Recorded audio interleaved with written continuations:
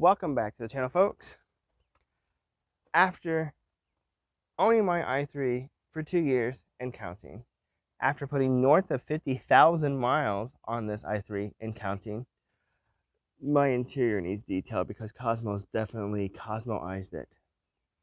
I have formed an opinion that I am not inspired to ever purchase another BMW.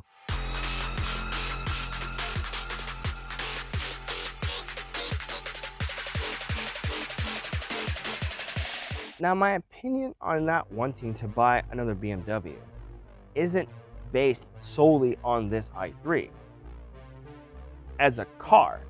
It's based on BMW as a company and the ideology of the engineering that they had used when designing this car, its features, its functions, and the presentation that they currently have with newer generations of BMWs. Let's start in with the exterior of this car. This car has a short wheelbase and it's a narrow wheelbase. So we're very narrow. But the largest thing on this car is this massive windshield. Like, this dash is huge. Why is it so big? It feels like everything is pushed forward. And sitting in the driver's seat with my head back here where my hand's at, this A-pillar is pushed way, like, why? Why is it so far out there? Why can't it be more up here and have more sit to you? Why is it so far out? I'm not a design engineer. I'm not. But this creates a blind spot when turning left and making hard left turns or winding roads and you're always looking left. This creates that blind spot. It gets kind of frustrating to turn to navigate this car. On top of that, there's no front visibility of where the car is at. It just slopes down into nothingness. Yes, you have this giant windshield and you could say it gives you great visibility, but does it though? I feel I have more visibility in my Flex where I can see the hood and I know where the front of the vehicle is at than I do in this. I'm constantly misjudging how close I'm getting to something because I don't know where the front of the car is at. Yes, there is a parking assist feature. We'll get to that later. Moving backward, then it's more prominent that there is no rearward visibility. Like the roof sits here, and then as you get here, it just slopes off. That windshield up front is huge, but then back here, everything shrinks into nothingness. It's belt line. It comes up here to a point. Why does it sink down right here? And then this tails up. So in my mirror, I have this part of the car that I'm looking at. And I don't like the driving visibility. Now, exterior styling is very subjective. Fine. But in my opinion, it's kind of difficult to drive this car. One final point on the exterior before I jump into iDrive and why I hate it. On the exterior, there is these parking sensors, the parking assist as BMW calls it. And in my 2 years of experience using this car with that parking system, my experience with it is, it's a very mixed bag. This past winter, we had a lot of snow here, and when you're driving in the winter, it's snowing, it's raining, whatever it may be, you have a lot of road slush that covers the front of your car. Well, that's what happened. Road slush covers the front of this car. And then I quickly learned that every stoplight, every stop sign, wherever I was below 5 miles an hour, that parking system automatically engaged and then started beeping at me constantly. And yes, you can hit the P button on the console to temporarily disable the system, but it doesn't disable it, it just mutes it really. And then you get back up to speed and you slow back down below 5 miles an hour and the system re-engages. That was really annoying. It even got to the point where, and I tried to capture it on video to get a picture of it, but I really couldn't because it goes away so quick. But a little message comes up on the screen and says, hey, your parking sensors are dirty, maybe you should clean them. Like, why the hell, BMW? Why? And then I learned that you can disable the automatic enabling of the parking system.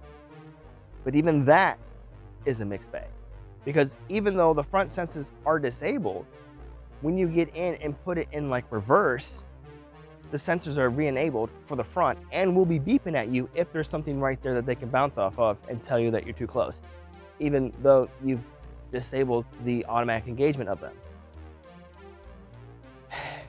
Moving to the back, with the back sensors, it does have a rear camera, but it's like a fisheye lens kind of camera, and you really can't see too far off to the side. And for me, I've never understood where the rear of the car is at, or the sides of the car, because I have those green lines, but is that green lines where the sensor ends on the bumper, or is that indicating where the actual tire is?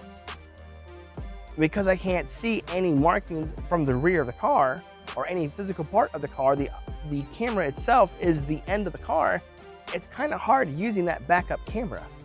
And if you have like a bike rack that you can get, or the tow hitch for these that you can get, and you put the bike rack, a bike carrier back there, if you hit that P to disable the sensor tone, you also disable the actual rear view camera. It's like this system, it's annoying to use. It's like, what the hell, BMW, what the hell?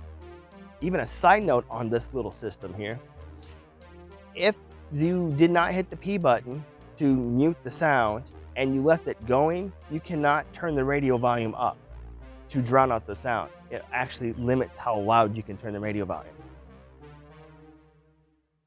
Why, BMW? Why? Moving on into the interior, there's lots of things I could gripe about BMW's ideology and the way they did things. But the biggest frustration that I have with you driving a BMW is this. I hate iDrive with a passion. And I never thought it would be that bad. When I bought this car and the BMW tech says that I can use any one of these 8 buttons to program shortcuts for iDrive, I should have known right then and there that this system is very complicated to use. Let's start with the interface of the system. You have to use this rotary knob, and then you've got your media, shortcut key, radio, telephone, navigation, and then obviously the main menu. Thus, over the last 2 years and 50,000 miles, I have learned that navigating iDrive with that rotary knob to rotate through all these menus is a royal pain in the ass. But even there's certain components within iDrive that are not fully fleshed out. Let's take, for instance, the radio. Right now, I have all my radio stations. Well, can I just hit the radio button? What the heck? Why, BMW? Why? Let's hit the radio button. Usually it takes me to the dial. As I'm driving along in the same geographic area that I live in, using the thumb wheel to change radio stations as like a seek option, daily occurrences that channels that I can get right here in my driveway, I get 2 blocks down the street and I can't scan to this station anymore. Here's an example of the wonky radio. So right here is the manual dial, and the station that I'm on is 100.7. When I come over here to seek, we don't get that station. We go 98.1, 98.5, and 104.5. But that's the station that I'm listening to. So why can it not find it seeking it, but it can find it when I manually tune to it? Another example is we're on this station, 104.5, and if I go down to 104.1, there's a station, but I can't find it. I made it a few more miles down the road, so there's the 104.1, and oddly enough, on here, look, there it found it. And a while ago, we couldn't find 100.7, and there we have it, 100.7. This system is it's whack. Moving on to the telephone section, I have my keyword search in my phone book, but the gripe I have with the phone component of iDrive is, unlike my Flex, iDrive doesn't read text messages to me. iDrive doesn't allow me to send text messages from iDrive itself. All I can do is go to keyword search, or I can go to somebody and I can hit call, and I can make a call that way, or I can receive a call. That's the limit of what iDrive does, at least for a telephone. Oddly enough, my phone is connected. I've noticed that iDrive sometimes connects to my phone right away, and other times I can be 2 blocks down the street and it won't even be connected. I can be streaming music and then I turn the car off, come back in the car, turn it back on, and it never restarts the streaming music. What I find really unique or uniquely frustrating is what's missing from this screen. Have you figured it out yet? You see, what's missing here is, I don't know, the playback options. The pause, the play, shuffle, repeat, none of that is here. But all of those options are available in my Ford Touch, in my Ford Flex. All I can do here with iDrive is I can go to the next song or previous song. No, I don't want you to play. But to stop the playing, I have to go to my phone to stop the playing. As I mentioned, I have to use the rotary knob to change the tracks. I can't use the wheel. It just says, not possible. Other nuances I have with iDrive, as I mentioned before, the BMW tech told me I could program these buttons to do anything I want with iDrive. And I never thought that would become in handy. But it should have been a precursor to, how complicated iDrive is to operate. But previously, I coded my i3 to hold state of charge. And I got tired as I was driving to go through the menu, scrolling down to the settings, and then scrolling down to the range extender, and then telling it to hold state of charge. So I programmed that to the 1 button, which I do find actually kind of convenient. So when I'm driving along and I'm below 75% or whatever it may be, I can just hit that button and I'm good. I actually kind of like that. It works. Well, maybe I could go and disable traction control. So I have to go back to the menu. We go back down to, I think it's settings, traction control. I'm like, oh, okay, cool. So we have traction off. And I was going to hit 2 to program that. And it says it cannot be stored. Why, BMW? Ugh. Thus, that is my biggest frustration with iDrive. There's other things in here, if I'm comparing this to my Ford Touch on my 2010 Flex, that iDrive just doesn't do. Like when my phone is connected to it and the Flex for my Ford Touch, it says 911 Assist enabled. There's none of that here. It does have this convenient SOS button. We'll get to that later. Another quirk that I don't understand is, you see this is unlocked. Here's the lock button. It doesn't lock. I don't get why. What's the point of having the lock on the door if you can't use it to lock the damn car? Even if I press the key fob, I can't lock the car with the door open. I mentioned earlier about that SOS feature. See, as this 2016 i3 sits here, it has one less feature of functionality than it had when it was manufactured just 5 years ago. At one point in this car's life, it could supposedly, it never worked for me, but it could connect to the BMW Connected app. And with that app, you could do your charging, your preconditioning, lock or unlock the doors. And you had that SOS feature as well. But in 2022, the US telecom industry did away with 3G connectivity. This car has a 3G modem in it. Now, BMW can't control external forces, but it's their car. They designed it. They're not offering any kind of 4G modem upgrade to continue that SOS feature or to continue the feature of connecting to the connected app. BMW just says, we can't do anything about it. It's out of our control. No, you dumbass. You designed the car, BMW. It is within your control. You can very well offer a 4G modem upgrade for these cars. Better yet, when you designed the damn car, you should have put 4G in it in the first place, and that would have alleviated that problem. But BMW didn't do that, did they? After 5 years, the company can't remedy a fix. Why would I go spend more expensive money, more money, on one of their newer cars? And for those conspiracy theorists out there, you could argue this is kind of planned obsolescence. After 5 years, the car loses certain features, and then as a consumer, you want those features, so you're forced to buy a brand new car when there's nothing wrong with the one that's here. Just my opinion.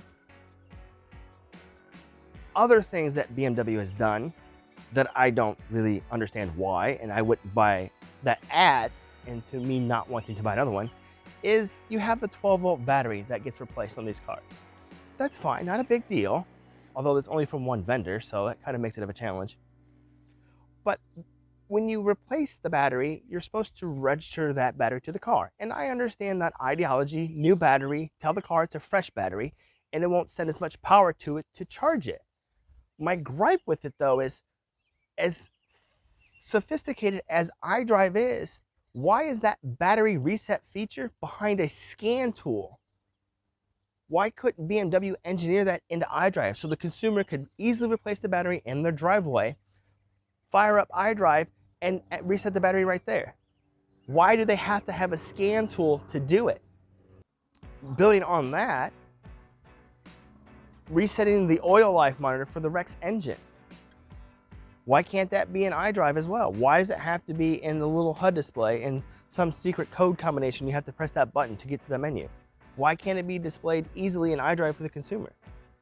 Building on that, why can't BMW tell me how much oil goes in the generator, in the manual? Why can't they do that? Ford doesn't. Why can't BMW share that information for the consumer rather than saying, hey, take it to the dealer? No. Thus, my opinion on why I wouldn't buy another BMW isn't on one particular sour point. It's all of them combining together and building up to, yeah, I don't want to spend money on buying another BMW. And you may think here in 2022 that BMW has gotten better. And they haven't. No. Looking at these articles here, you can easily find many more online that BMW doesn't care about you, the consumer, and what you think of its styling. Now, styling is, again, it's very subjective, but you are doing market research to make sure that what you're building and designing, people are going to want to buy. Personally, that buck-tooth beaver looking front end, I don't care for it. It looks absolutely ugly. But looking at the newer EVs like the iX, they even have in their manual, you can't open the front. There is no front. You can't open the hood of the vehicle. It says it has to be done by a BMW technician. Although they do tell you on that same page how to open it, but why BMW? Why? Level with me. You are a consumer and I am a consumer. As consumers, we only give businesses one chance to impress us. If they screw that one chance up, generally we move on. BMW had one chance. This was their chance to impress me with the BMW brand, to inspire me to stick with the brand, to influence me to want to buy another BMW. And they failed at it. Agree with me or not, let me know in the comment box below. If you guys liked it, we'll hit that button. But if you didn't, well, I don't really give a damn. You know what to do. Folks, enjoy the rest of your day, and I will see you in the next one.